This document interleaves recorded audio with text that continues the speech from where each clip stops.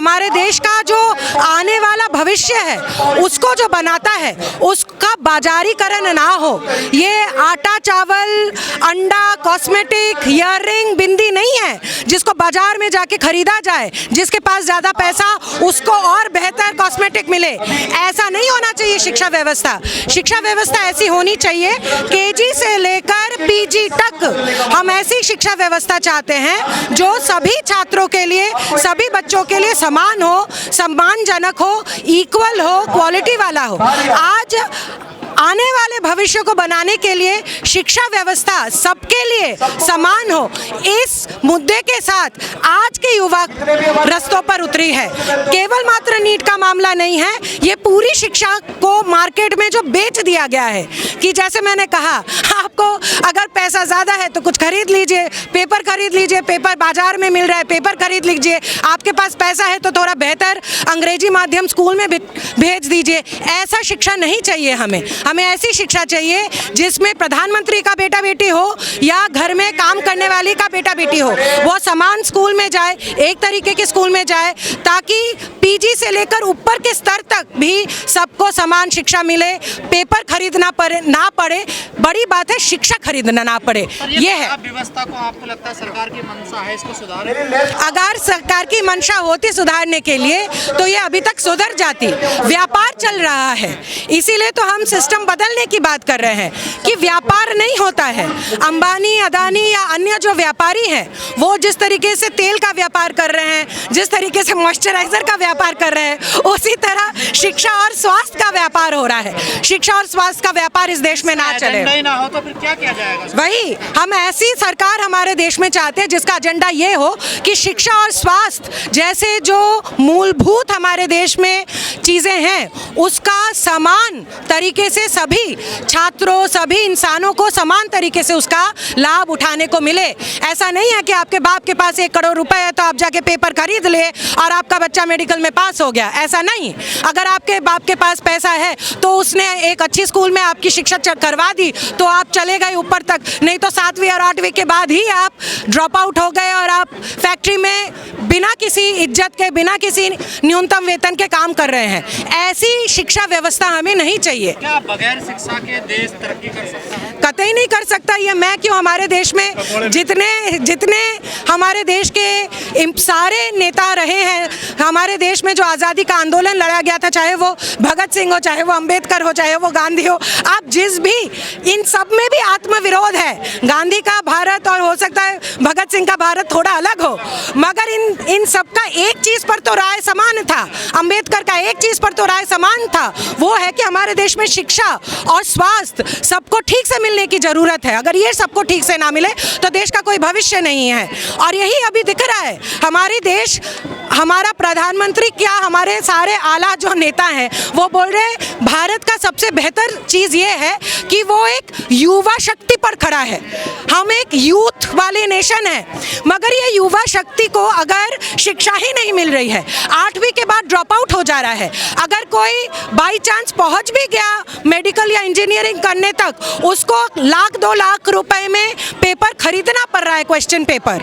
अगर ये हमारे यूथ का स्थिति है तो ऐसा देश अपनी यूथ शक्ति को कैसे यूटिलाइज करेगा? जुलूसों में, शोभा यात्राओं में तो जा रहा है ना यूथ, देखिए उसके लिए तो सुविधा कर ही रही है ना सरकार। उसके लिए तो सुविधा कर रही है, मगर इन सब यात्राओं में जाकर क्या हमारे यूथ को एम्प्लॉयमेंट मिल रहा है, रोजगार मिल रहा है? आपका और मेरा पेट कैसे बढ़ेगा या भरेगा? यात्रा में जाने से भरेगा? इसके लिए 5 किलो की व्यवस्था कर दी है सर। हाँ, तो आप और मैं क्या केवल 5 किलो चावल खाने से, 5 किलो के साथ-साथ और सामान जो भी मिल रहा है, मगर क्या ये हमारे देश में रोजगार का ऑल्टरनेटिव हो सकता है? सवाल ये है। 5 उन्होंने जो दिया बहुत बड़ी बात है, बहुत बेहतर बात है, उसका विरोध नहीं है, मगर क्या ये हमारे देश में रोजगार का विकल्प है? क्या ये हमारे देश में शिक्षा का विकल्प है? क्यों हमारी सरकारी जो स्कूलें हैं उसकी सीटें कम हैं और इसीलिए हमें प्राइवेट में जाके पढ़ाई करनी पड़ रही है। या आज एक गरीब माँ बाप को भी लग रहा है कि सरकारी स्कूल में भेजेंगे तो हमारे बच्चे का कोई भविष्य ही नहीं है। चलो 12 घंटे की जगह मैं 24 घंटे में 23 घंटा काम कर लूँ मगर अपने बच्चे को प्राइवेट में भेजूँ। क्या 5 किलो देकर हम इसका ऑल्टरनेटिव बना रहे हैं?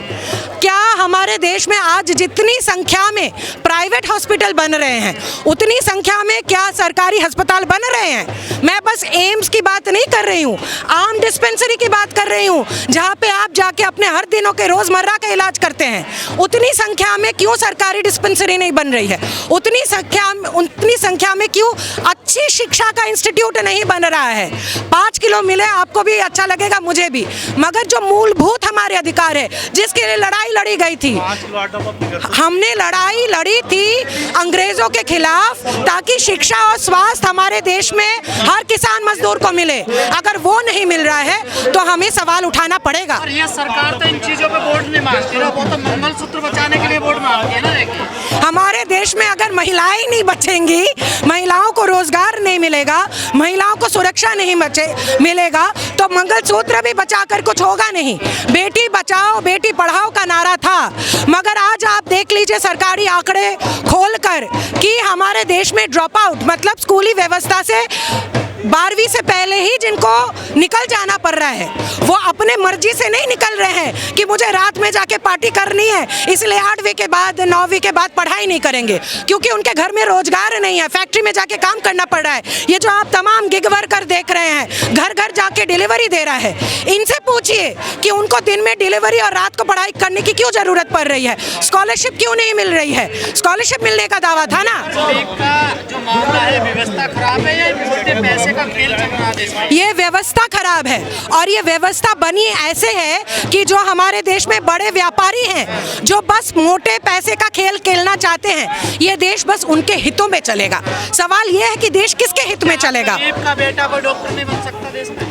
अभी अगर एक 35 लाख 40 लाख रुपए नहीं होंगे। देखिए आपके सवाल में आपका जवाब है कि अगर मेरे पॉकेट में 40 लाख 50 लाख रुपए नहीं है तो स्वाभाविक है मेरा बेटा नहीं बन पाएगा डॉक्टर। तो पहले अगर गरीब भी है, गरीब को भी आज ये सोचना पड़ रहा है कि मैं 12-12 घंटा क्यों 18-18 19-19 घंटा काम करूं ताकि मैं अपने इतना पैसा कमा पाऊं कि मैं पेपर अगर लीक हो रहा है तो मैं कुछ लाख रुपए से अपने बेटे का भी भविष्य बचा लूं।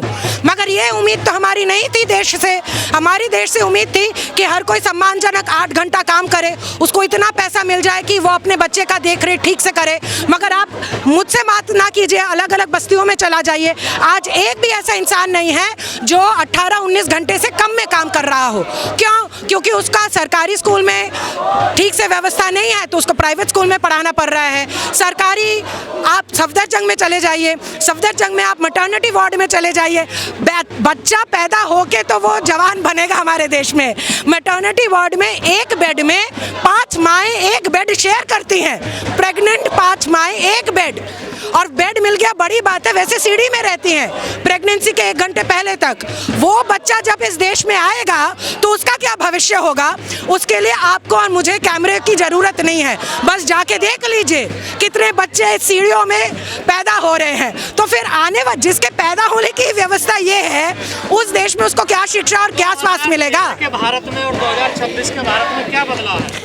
देखिए 2013 और 2026 के भारत में यह बदला है, जो हमारे पैसे कमाने की भूख है वो भूख और बढ़ती जा रही है। 2013 में पैसे कमाने की भूख नहीं थी ऐसा नहीं है, तब भी हमें पता है कि हमारे देश में जो बड़े व्यापारी थे उनके बच्चों का हाल और हमारे देश के बच्चों के हाल गरीब बच्चों के हाल से बेहतर था। समानता तब भी नहीं थी, मगर असमानता गैर बराबरी कम होने की जगह बढ़ रही है। तो ऐसा नहीं कि 2013 हमारे देश में कोई स्वर्ण युग था, मगर तब भी जो गैर बराबरी थी हमारी उम्मीद थी कम होगी, वो बढ़ रही है। देश की जनता, देश की युवा तो ये इस्तीफा मांग कर रही है। हमारे देश में नीट केवल मात्र मांग नीट तक नहीं है, हमें पता है केजी से लेकर पीजी तक हमारा जो शिक्षा व्यवस्था है वो करप्ट होके रखा है। हमारे देश में अगर आपके पॉकेट में पैसा नहीं है तो आपको अच्छी शिक्षा नहीं मिलेगी। 8वीं तक 9वीं तक आते आते हमारे देश में बड़ी संख्या छात्र की ऐसी है जो ड्रॉप आउट हो जाती है, जिसको तो नीट तक भी आने तक का कोई मौका नहीं मिलता है। आज हम लोग मांग कर रहे हैं जो ये पूरी शिक्षा व्यवस्था है